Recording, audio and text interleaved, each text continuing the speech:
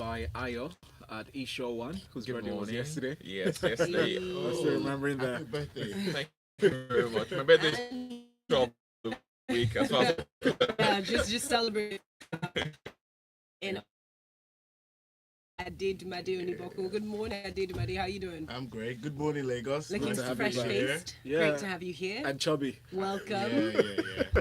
Lego, send me your messages to WhatsApp at 0809 444 and also use that hashtag freshlypressed981 on Twitter. We're at smooth981fm. Absolutely. Don't forget you can leave a comment on the live stream as well. Just go to YouTube and search for Smooth 981 FM Lagos. Anyways, on to our first story for this morning. Police arraign ex-Imo State Commissioner for fraud and stealing. Yep. On Monday this happened. The former Commissioner of Commerce and Industry to Governor Rocha Sokorocha, that's Bess Mbanaso, was arraigned in a magistrate's court. Now, it was on 11 counts bordering on fraud, stealing and destruction of fuel stations in the state. Adedunmade, I'm going to go to you for this one as we go through the story. The magistrates court were not entirely happy with them bringing this before the court. They said the magistrate Adaugo Nosiri complained that it didn't really have jurisdiction over quite a few of these issues. But what are your thoughts on this story?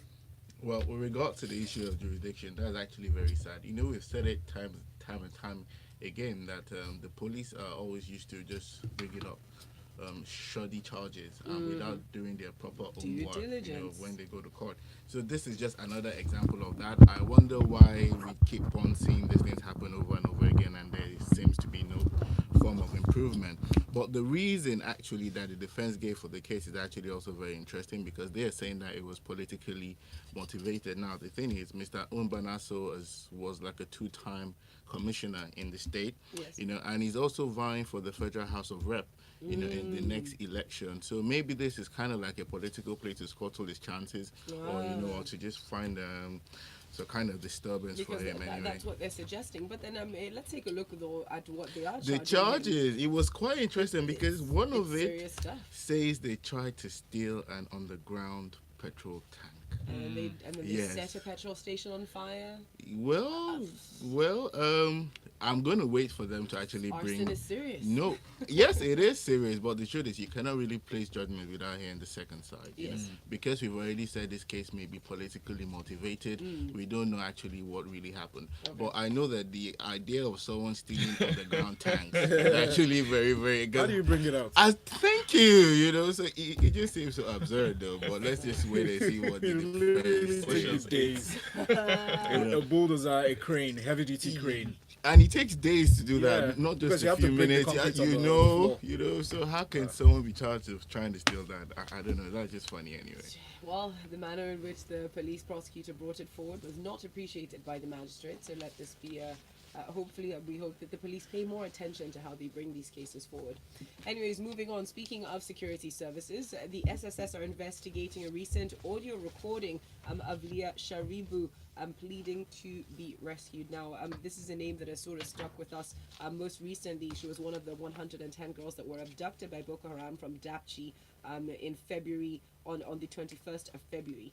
33 days after their abduction, 104 of the girls were released. 5 were said to have died during the altercation, but Ms. Sharibu was held back, allegedly because she refused to announce or denounce her Christian religion. So the SSS are trying to ascertain the veracity of the tape to make sure that it is her. And the article does seem to be a little bit damning towards this current administration and how they've handled this. And I wonder, Ayo, your thoughts on that, especially considering that this administration has secured the release of quite a number of kidnapped girls, especially by Boko Haram. look for the security part. Yes, you could hold the government liable for the negotiation to have her back. As much as yes, they're still the one responsible for it. The way they're going to go about it is not exactly straightforward. So I can understand that. Now the thing here is, if you remember, the federal government specifically told us that they didn't pay any ransom. Yes. Okay, and most of us don't believe that anyway. I'm sensing that perhaps there was some payment at that point, and it's time for them to get another payment. I'm talking of the Boko Haram people. That held her, and that's why they're releasing this to the media, because I mean, I don't think she snuck into somewhere and recorded this and then found a way of sending it out. Yes. It was deliberate. It's a Okay, tactic. it's either that or there's a media war that they're trying to promote here. So either of these cases, we need to be careful. Leah has been in captivity since February. We need to get her back. Okay, but the way we're going to go about it, we need to think about it. If this is another way of just getting money off the federal government without releasing her, we need to be careful. But if giving out money is going to get her back, we're good with that. Remember that we still have the Chibok girls, over 100 of them. There are rumors that some of them are dead and all that, but we still have, according to our record, over 100 of them still in captivity. So negotiations have to keep going on, but the most important thing is to forestall this from happening again in the future, to make sure that we have security apparatus installed in all these places that are exposed. That's what we can do. When it comes to negotiating and getting the release, it's harder. They'll have to find out if the recordings is true. I mean, I think the best way will be through the parents and the friends that know the voice and all that, to be sure that the recording is recent. Also, if they can listen to one or two information that was given out. It was in Hausa. I don't speak Hausa, so I didn't really understand what she was saying, but it was subtitled. But I believe they'll do their job, and I hope that they get her back in time. Thank you very much for that. All right, let's keep it moving. Remember, you can keep sending in your messages into us on WhatsApp to 0809-444-0981 or tweet at us, but do just use the hashtag FreshlyPress981. Up next, ongoing debate back and forth over the INEC budget. And we've got some sort of resolution on this matter. The National Assembly Committee has approved INEC's 143 billion naira budget. But is it INEC's 143, or is it the president that asked for 143 to be released this year and 45.6 to be released next year? Now, according to the story that we're looking at, which is from the Premium Times, the INEC are still insistent that they would like the entire 189 billion, 89.2 billion to be released. That's what the chairman of the Electoral Commission, Mahmoud Yakubu, in his presentation asked for. But there are suggestions that would be going against the president's request of splitting this budget. I'd like to know your thoughts on this. It's very interesting. Okay, first of all, we know that though they decided not to meet, suspended plenary till September 25, that's like 2 months of enjoying themselves. They're actually working kind of. So the other committees on all on all those committees are still working kind of. So it's still the National Assembly is still kind of open, but they're not debating. So that's good. What's funny here is the presidency says 189 billion is the entire budget, but it's split into two. So the first part of 2018 says 143.5 billion, and then the second part will be paid in 2019, 45.6. Okay, he says that's how he wants it to be released. So they release the first portion, and then they release the second portion. Now, you need to understand that as much as INEC should be as autonomous as possible, he has given what he wants to approve. I'm wondering why we're even debating. I'm wondering why the INEC boss is thinking he wants to get everything together. Okay, if he has proposed something to the executive and they've sat down and felt like the best thing, we're going to give you the entire money, but we're going to split it into two. I don't know what the issue is. Well, I mean, we discussed this a little bit yesterday, and it is curious and a little bit unorthodox to split a budget in this way, to straddle two national budgets. I'm not really sure that we've seen this particular move, especially when it comes to something like INEC, and we know the elections are around the corner. Now, I'm sure that the budget for INEC as well does not just pertain to the most immediate elections, but it's more of a long-term. It's a long-term thing. It's a long-term thing, which is probably why the executive felt that it is possible and plausible to split that budget, but it is still unusual. To also remind you, there's been an argument also in the National Assembly, I mean, amongst this committee, because some are for you just release exactly what the INEC boss is saying, or we release what the president is saying. I feel like the best way to go is to release what the president, which is what has been done. The first portion is what has been approved. Okay, and also they also wondered why initially the cost went up by 62 billion. Yes, and because that is another that is also questionable. And the argument is actually valid. First, and this is something that we should think about as a nation. One of the first thing they mentioned was political parties increase. Okay, so now we have more political parties. They said because of that. I don't know exactly the workings, how that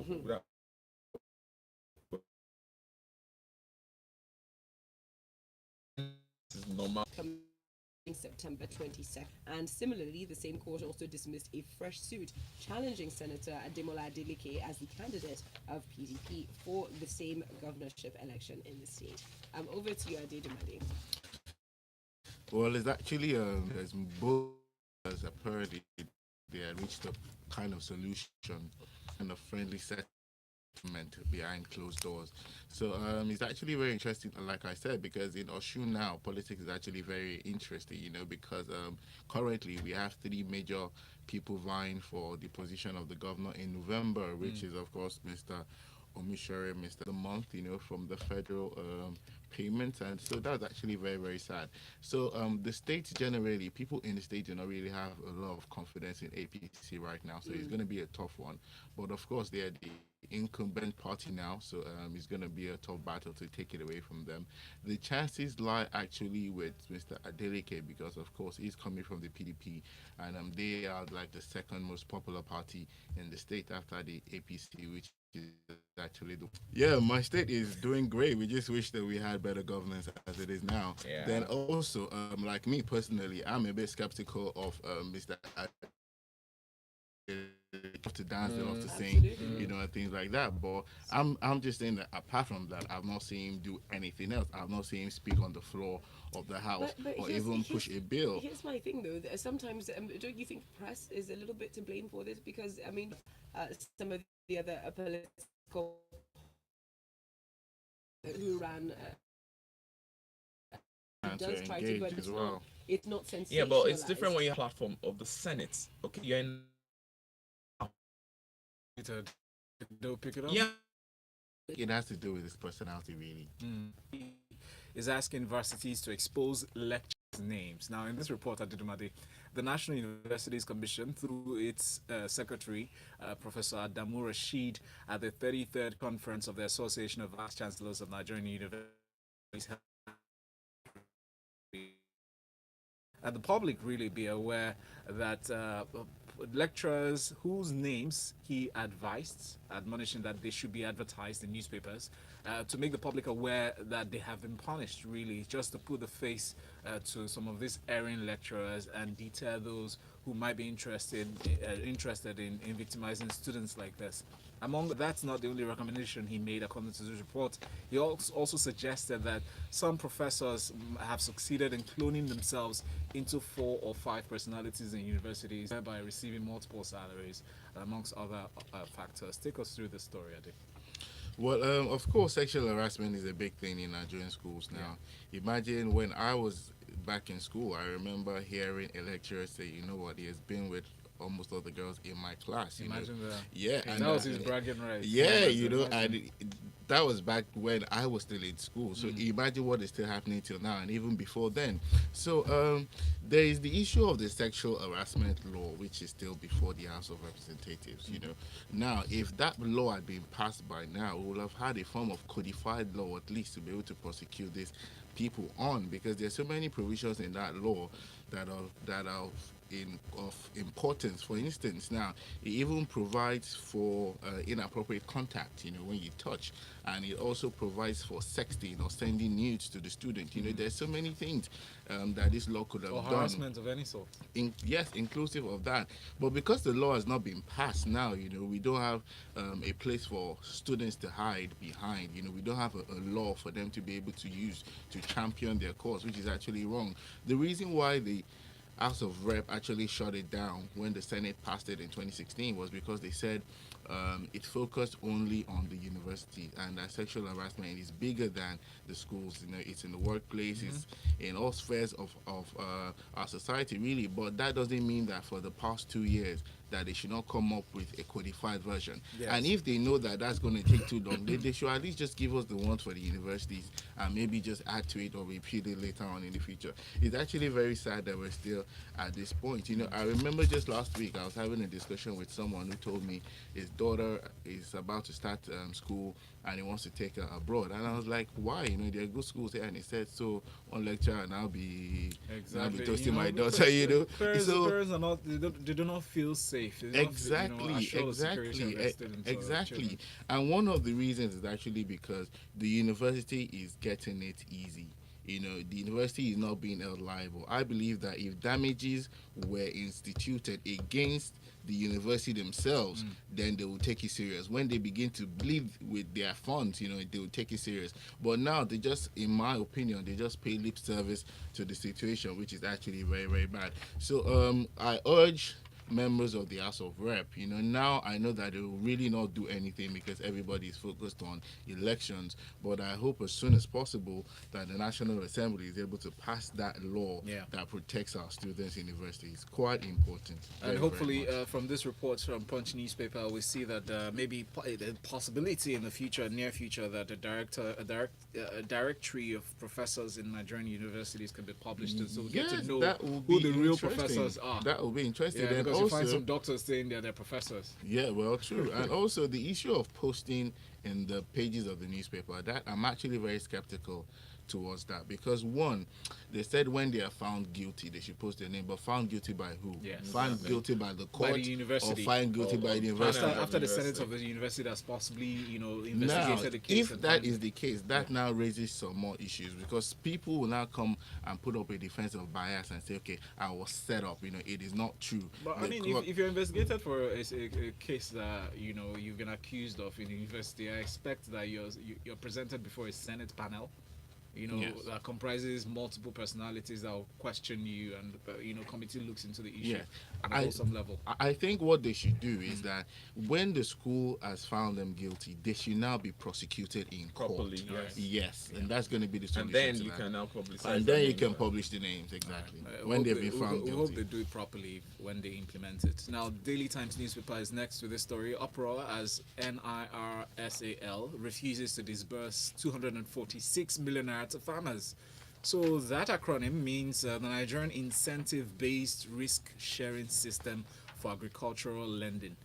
They've been put in charge to just act as middlemen between the CBN and the farmers, really, who ask for funds to boost their agricultural produce. So the group, the Hope Concept Cooperative, has accused the Nigerian Incentive-Based Risk-Sharing System for Agricultural Lending of not disbursing the 246.5 million naira that was approved from CBN. They said that they applied through they followed due process to apply for this loan. The money was not given to them. They've held a town hall meeting. They've even put up the claim, really, through the Agri Imputes, which acted as a subsidiary for Flour Mills Nigeria Limited, as an off-taker for that concept or the cooperative. But NIRSAL still has not responded. But NIRSAL on their part says that the claims have been they are baseless, they're unfounded, that people, farmers especially, some of them that are crying foul, have been using dishonest middlemen to carry out this ploy. Ayo, what's your thoughts on this? The argument is they're saying that the cooperative is not is unqualified. Okay, that's why they don't want to disburse the money. By whose standards? By whose standard, exactly. So whose standard are they using on that? And especially considering the fact that there has been a credit note that has been approved by the CBN since July 19th. And then they're holding on to the fund. Now, that's meant to be 85% of the approved amount. Now, here's my fear. There's something that used to happen back then, okay, where a particular fund is being released. The person holding it would put it in a particular account, probably treasury bills or fixed deposit account, and wait till it's used interest before they disburse. Okay, they used to do that quite a lot with payments of salaries and the likes back then. Yeah. I hope that's not what's happening here. And now the group, the farmers, are now saying that they want EFCC to investigate the activities of NIRSAL. Can I call them now? NIRSAL. NIRSAL, yeah. Yeah. Because according to them, they said the CBN, when they contacted the CBN directly, CBN said they've released 85% of the funds. Exactly, since July, Yeah. and this is, we're in August, and we're still waiting for them to release it. Well, I just hope that they release this fund on time, because I mean, farming is already hard business. And we're hoping to diversify. Well, exactly. Hoping So to boost they agricultural should please help produce. these farmers. Moving on now to Vanguard newspaper. Journalist Abiri sues DSS, demands 200 million naira. So recently released journalist Jones Abiri, who's been in detention for 2 years between July 2016 until July 2018, is suing the DSS, the Department of State Service, before a federal high court seat in Abuja, demanding 200 million naira compensation for his prolonged detention without trial, and stating that some other cases like human rights violation, actually, and then violation of his rights to freedom of speech. Ayo, what's your take on It's this? about time people started doing this. I mean, sue these people that violate the law, because I mean, the only catch too, like I always say here, is we're still going to be the ones to pay, because somehow the taxpayers' money is going, if he wins the case, of course, if he wins this case, this 200 million is going to be coming from all of us, our taxes. Okay, that's a painful thing about it, but I think that it's about time somebody did something about this. But why hold an individual for that long? Exactly, without taking him to trial. Why? You What's the understand? point? And then it's even bad enough because this still the executive, okay, and you still have court orders that say release an individual, and they still hold on to. Is this impunity in this administration? I'm sorry to say, I need to say that it is bad. Okay, the executive is meant to execute the law. Interpret it. I said interpret. How do we normally say that? Yes, you're actually very right, but the president himself told the lawyers to their faces. just Exactly. 2 days Yeah. ago We that, discussed it yesterday. It was yesterday. telling us Yeah, that the rule of yesterday law- that national interest national should come interest. up Now above he the rule of law. has put himself as judge, jury, and You don't executioner. do that in a which is actually democracy. very But wrong. let's not take it out of context. You know what he was trying to do. In No, any no, no, context, no, no, no, in no. unique cases No, the where- truth is that yes, there is a provision of the law that says that for interest of the country, national security. a person's fundamental rights can be suspended. But the truth is that how do you determine when a case is for the interest of the country? Basically, Let's move on to the next story through that, using that as called a segue to that story. Now, Osinbajo is speaking to state governments and saying grants finance visited court. And if you impoverished. basically, and this is because the judiciary wants to control the judiciary. Now, if there's any problem with our judiciary now that Nigerians are complaining about, this is one of the sole factors that has been causing it. And I want to end up to this. I remember when I was with the recent NBA presidential elect, Mr. Omisore, and I asked him what was the date. And we're still at it. It is just sad. Thank you, Adedunmade. We have a comment here on YouTube from Shayo. He says, if we had a truly inclusive payment system in Nigeria modeled after the social security system in the US, these monies to the farmers could have been disbursed directly to them. And that's just kind of slightly true. Now, Dapchi girls kidnapped, that's from Chika Gina, says Dapchi girls kidnapped and the release of them all without Leah Sharibu is perhaps giving us the notion to think that this administration is doing the bidding of Boko Haram sects. Udukwe Onoa says, I agree with Folu on the Adeleke issue. Take Dino, for instance. The press would rather report his songs than his actual contributions, which are surprisingly well thought through in the Red Chamber. And we have this other one here. It says, this is actually from Comrade Ifenuga. It says, what and who determines national interest? Is the nation itself not a creation of the law?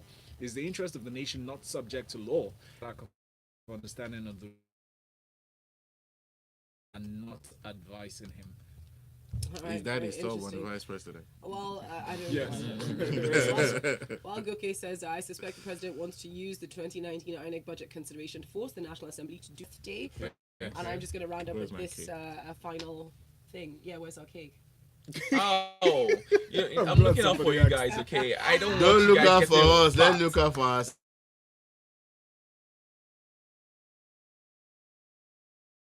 fine, so don't go anywhere. Good morning. Nice one. Set me up on that. I was looking at you. Say what? That was a good cover. Good job.